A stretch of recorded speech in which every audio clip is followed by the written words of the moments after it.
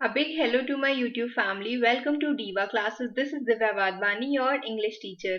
Today we'll be studying about Act 1 Scene 1 of Macbeth for class 11 and 12 ISC as per their 2025 examinations and after that also. Okay. तो सबसे पहले हम लोग पढ़ेंगे act 1 scene 1 जिसमें हम लोग ने ऑलरेडी इसका कैरेक्टराइजेशन और इसकी समरी पढ़ ली है। अब हम लोग पढ़ेंगे राइट फ्रॉम द बिगनिंग कि ये सीन कहाँ पर शुरू हुआ था। तो it is a desolate place, एक बहुत ही अलग सी खाली सी सुनसान सी जगह पर there was thunderstorms, it was blasted with thunderstorms. या ब्लास्टेड बाय मतलब कि ये जो जगह थी वहां बहुत ज्यादा आंधी तूफान आ रहा था। 3 witches meet to predict the future, 3 witches जो है वो वहां पर मिलती हैं। ये 3 विचेस खतरनाक सी भूत जैसी, और क्यों मिलती हैं? So that they can predict the future. ठीक है, उसी की एक छोटी सी समरी दी है, देन हम लोग लाइन बाय लाइन पढ़ेंगे। तो क्या लिखा हुआ है इसमें? Thunder and lightning crash above the Scottish moor, means एक लैंड है, मूरलैंड है, वहां पर थंडर और लाइटनिंग होती है, बहुत ज्यादा बिजली कड़कती, आंधी तूफान वहां पर आया होता है। और 3 हैगर्ड ओल्ड वुमेन, अजीब सी देखने में, दे वर वेरी स्ट्रेंज वुमेन। तो दीज 3 विचेस जो थी, दे अपियर्ड आउट ऑफ स्टॉर्म, वो स्टॉर्म से बाहर आती हैं, उसी तूफान से बाहर आती हैं। वहां पर देयर इज एरी एटमॉस्फेयर, बहुत ज्यादा स्ट्रेंज सा वियर्ड सा एटमॉस्फेयर है। चैंटिंग टोन्स में, चैंटिंग टोन्स में कुछ गाते हुए, जैसे पीपल सिंग वैसे ही वो सिंग सॉन्ग करते हुए। They make plans to meet again, और वो दोबारा से उस टाइम पर प्लान्स बनाती हैं कि okay at this place this time we'll meet again upon the heath upon an open land, जब बैटल खत्म हो जाएगी, so that we can confront Macbeth, so that हम लोग मैकबेथ से मिल सकें। As quickly as they arrive, वो जैसे ही आती है बस ये सारी प्लानिंग करती है और उसके बाद they just go away. Okay, so there is thunder and lightning and there come 3 witches. Who 3 witches? These are the 3 witches जो वहां पर आती हैं। जब वो आती हैं वहां पर सबसे पहले जो फर्स्ट विच है वो क्या कहती है? When shall we 3 meet again? कब हम लोग मिलेंगे? क्या जब हम लोग मिलेंगे उस टाइम पर there will be thunder lightning और इन रेन, क्या हम लोग आंधी तूफान में मिलेंगे, बारिश में मिलेंगे, हम लोग कब मिलेंगे? तो सेकेंड विच कहती है that when the hurly burly is done, when the battle is lost and won, मतलब when the hurly burly, जब जो जितनी भी टर्मोइल है वहां पर, जितना भी परेशानियां समस्याएं हैं, नॉइज है, लड़ाई झगड़ा है, ये सब जब खत्म हो जाएगा हम लोग तब मिलेंगे। और कब मिलेंगे? जब जो बैटल है it will be lost and one, means one side will win the battle and one side will lose the battle, तो उस टाइम पर हम लोग मिलेंगे। तो थर्ड विच उससे कहती है, I will send you this PDF on Telegram Diva classes, you can join us there। और ये आपके लिए इम्पोर्टेंट है, जब भी आप इसको दोबारा से पढ़ोगे अपने बुक्स में ये सारी चीजें नोट डाउन कर लेना, दीज आर वेरी इंपॉर्टेंट। छोटे छोटे एमसीक्यूज में आपसे डायरेक्ट क्वेश्चंस पूछ लिए जाते हैं। हीथ क्या होती है, ठीक है, विचेस यहाँ पर किसके बारे में बात कर रही थी, किससे मिलने की बात कर रही थी, तो ये ऐसी चीजें ये लोग डायरेक्ट क्वेश्चंस पूछे जाते हैं। अब थर्ड विच कहती है विच मीन्स चुड़ैल, वो ये कहती है दैट देयर विल बी एर द सन सेट ऑफ सन, मतलब हम लोग कब मिलेंगे? जब सनसेट होगा, उससे पहले। ये जितना भी बैटल है, लड़ाई झगड़ा, सब कब खत्म हो जाएगा? बिफोर द सेटिंग ऑफ सन। तो फर्स्ट विच पर पूछती है उससे कि कहां पर हम लोग मिलेंगे, तो सेकेंड विच कहती है अपॉन द हीथ, मतलब upon this open wasteland, यहाँ पर हम लोग मिलेंगे।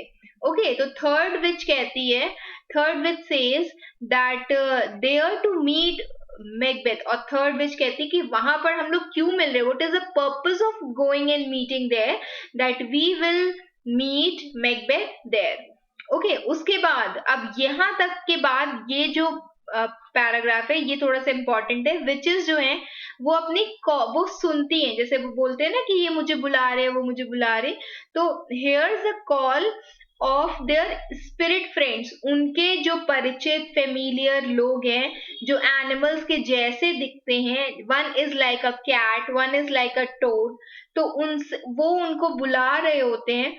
तो वो उसी पर ही फर्स्ट विच कहती है that I come grey malkin, means grey cat, this is the grey cat, तो मैं ये ग्रे कैट, ठीक है। तो यहाँ पर okay, I am coming and meeting you, this is the grey cat जिसकी बात हो रही है यहाँ पे। उसके बाद फिर दूसरी सेकेंड विश कहती है Paddock calls, okay Paddock you are also calling me, I am also coming to you. Paddock here means the toad, यहाँ पर इसकी बात हो रही है। दिस इज द मेंढक काइंड ऑफ पर्सन, ठीक है। तो उसके लिए सेकेंड विच कहती है कि सेकेंड विच मुझे ये बुला रहा है, पेडॉक बुला रहा है, तो हम उसके पास जा रहे हैं। और थर्ड विच कहती है एनन आई एम कमिंग, हाँ हम आ रहे हैं।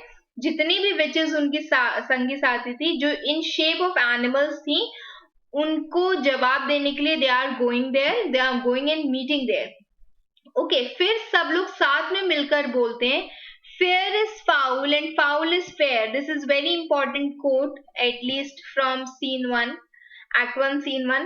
तो यहाँ पर क्या कहा गया है? Fair is foul, foul is fair. Hover through the fog and fill the air. Hover means to remain in one place in the air, कि हम लोग उड़ करके जाएंगे, ठीक है, that is flying and hovering. And next is fog and fill the air, यहाँ पर दिया हुआ है this is foggy air, जहां पर कोहरा इज देयर, जिसे कहते हैं cloud is coming to the ground, that is fog. And this is filthy, some sort of dirty air, very dirty को हम लोग फिल्दी नाम से जानते हैं। उसके बाद नेक्स्ट बोला गया है यहाँ पर, अब ये चीज समझो, what does it mean that fair is foul and foul is fair. क्या कहा गया है? दैट फेयर इज फाउल, इसका मतलब क्या होता है? ह्यूमैनिटी की एक एक्सीलेंस है, प्रोफिशिएंसी है of being two-faced, ठीक है। one is bad that appears good and one is good and that appears to be bad, one but appear good as well as it will be bad। मतलब क्या कहा गया in the sense, इसमें ये अभी थोड़ा सा क्रॉप हो गया, I will correct it and send it to you। क्या इसमें कहा गया है? that the people around us or the people everywhere on earth, it has two faces, one is good but appears to be bad, but one is bad and appears to be good। जरूरी नहीं है कि हर इंसान वैसे ही हो जैसे वो दिखता हो, there could be some hidden faces as well।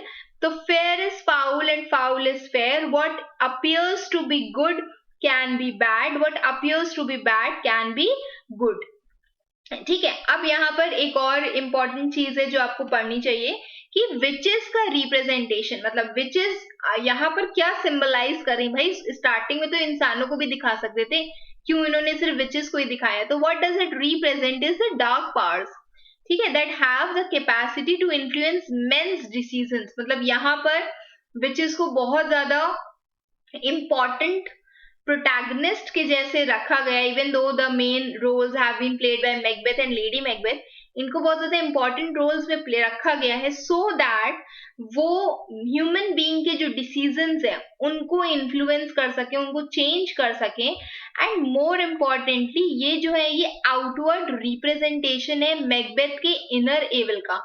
Macbeth didn't tell anyone that he also had the intention of taking the place of King Duncan, मतलब King of Scotland to be there, ठीक है। लेकिन यहाँ पर क्या कहा गया है कि ये जो मैकबेथ के दिमाग में जो बुरी बुरी चीजें चल रही हैं उसका एक आउटवर्ड अपीयरेंस जो है वो विचेस है।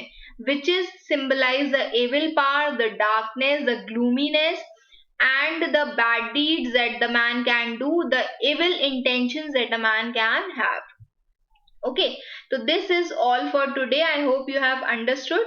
कुछ नहीं समझ में आया, you can mention it in the comment box. Keep preparing for your exams, best wishes, thank you.